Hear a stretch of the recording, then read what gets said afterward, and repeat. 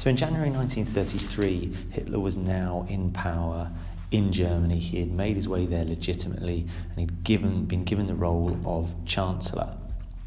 However, the Nazi Party didn't have a majority, so one of the first things he did was to call for a new election on the 5th of March 1933.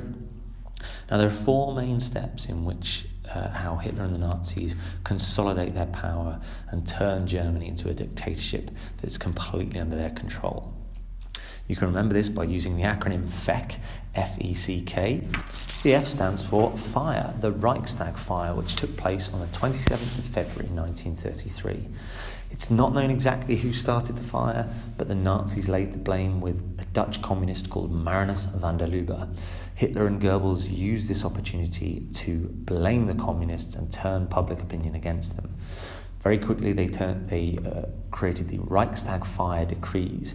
This basically turned Germany into a state of emergency, and these decrees meant that basic civil rights were suspended.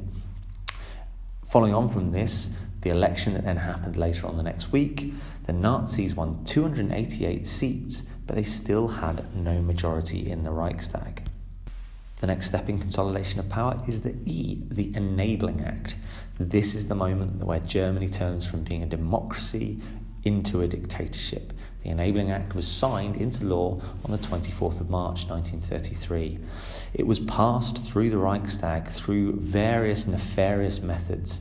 The Nazis would intimidate people as they entered the chamber so that they were going to vote along with the Nazis. They would also count anyone who was absent as having voted for the Enabling Act and voted in favour of the Nazis. Promises were made to the Catholic Party to ensure that their votes also fell behind Hitler. And this was the moment when Hitler became the dictator of Germany. Next in the acronym is C. C stands for coordination, or in the German word Gleichschaltung. Hitler now wanted to coordinate everyone's thinking so that everyone thought along the same lines as the Nazis. In order to do this, the first step was to ban trade unions. Trade unions were associated with the Communist Party, and so therefore all trade unions were banned. German workers now needed to sign up for the Nazi Labour Front, the DAF. And only through the Nazi Labour Front would people be able to get work and keep a record of their employment. As well as this, anyone who showed any dissent against this would be sent to some new prisons that were being created, concentration camps. The first concentration camp opened in Dachau in March 1933.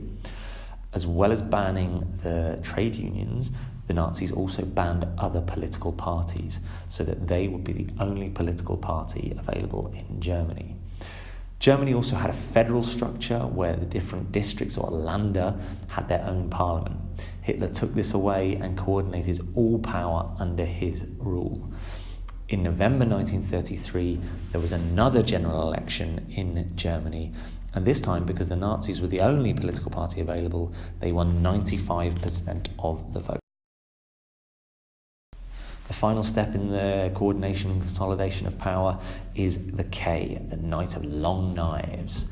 The Night of Long Knives, or Operation Hummingbird, or the Blood Purge, was the purging of Hitler's enemies and the removal of his military rivals in the SA. The three main people you need to remember who were murdered on this night were Röhm, Strasser and von Schleicher. On the 30th of June 1934, Hitler made one sweeping move to take out approximately 400 people who were he saw as his enemies and potential threats.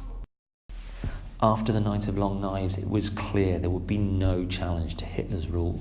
He was in complete control of the country.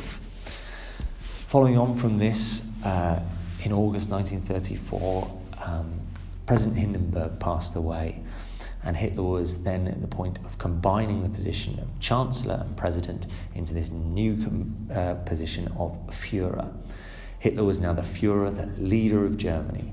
The army was made to swear a new oath where they gave their complete allegiance to Hitler and his way of thinking.